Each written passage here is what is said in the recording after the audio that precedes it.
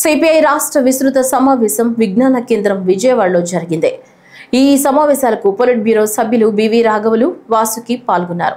ఈ సమావేశానికి పార్టీ కేంద్ర కమిటీ సభ్యులు లోకనాథం, రాష్ట్ర కార్యదర్శి వర్గ సభ్యులు నాగేశ్వరరావు, రాష్ట్ర కమిటీ సభ్యులు సావిత్రి, హరిబాబు, కిరణ్ అధ్యక్షత వహించారు.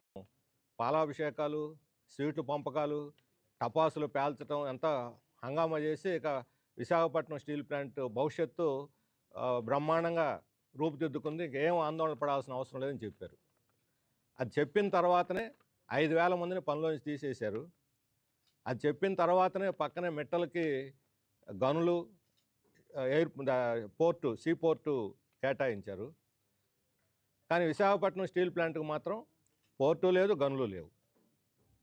అంటే ఎవరిని ఉద్ధరించడానికి, ఎవరిని నాశనం చేయడానికి ప్రభుత్వాలు కంకణం కట్టుకుని అర్థమవుతుంది. ఈ 11,440 కోట్ల స్పెషల్ ప్యాకేజీ దాని అసలు స్వరూపం ఇప్పుడు బయటపడింది. కార్మికులు కూడా అర్థమైంది.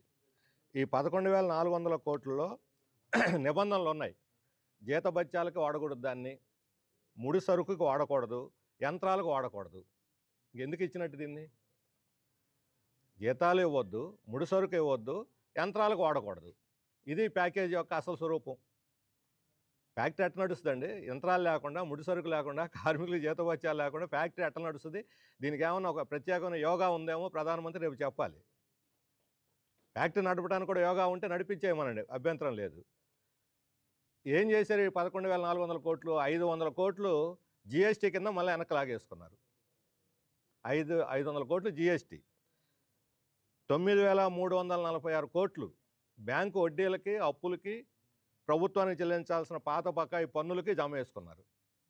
అంటే ఇట్లా ఇచ్చి అదేదంటారు, ఎడం చేతి ఇచ్చి పుర చేతులు లాగేసుకున్నారు. ఇక యాక్చువల్ ఫ్యాక్టరీకి మిగిలింది ఎంత అంటే ఈ ప్యాకేజీలో 1,594 కోట్లు. ఇంతకన్నా ఘోరమైన అన్యాయం అని ఉందా? ఇది మోసం చేయటం కాదా? ద్రోహం కాదా? వంచన కాదని మేము అడుగుతున్నాం. ప్యాకేజీ పేరుతో వంచన చేయటం ఎవరిని ఉద్ధరించడం? రాష్ట్రాన్ని ఉద్ధరించడానిక, ప్రజలను మభ్యపెట్టడానిక, మోసం చేయడానిక? ఈ రకంగా మోడీ మోసం చేస్తూ ఉంటే చంద్రబాబు నాయుడు గారు, పవన్ కళ్యాణ్ గారు ఏం చేస్తున్నారని చెప్పి అడుగుతా ఉన్నాం. కనీసం రేపు విశాఖపట్నం వచ్చినప్పుడైనా సరే అంత పెద్ద సభ పెట్టి, ఇప్పుడు రాజధానికి వచ్చారు, అమరావతికి తుస్సుమని పోయింది, ఒక పైసా కూడా ఇవ్వాల, లోన్లు ఇప్పిస్తామన్నారు. ఆ లోన్లు, వడ్డీలు అవన్నీ కూడా మన నెత్తి మీద పడిపోతాయి. లోన్లు ఇప్పిస్తారు, మన నెత్తి మీద పడిపోతాయి. ఇప్పుడు విశాఖపట్నం ప్యాకేజీ బోగస్ అనేది తేలిపోయింది.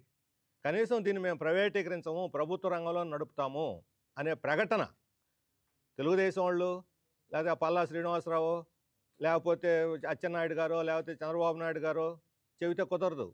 ఇది కేంద్ర ప్రభుత్వ సంస్థ, ప్రధాని చేత ఈ ప్రకటన చేయించాలి.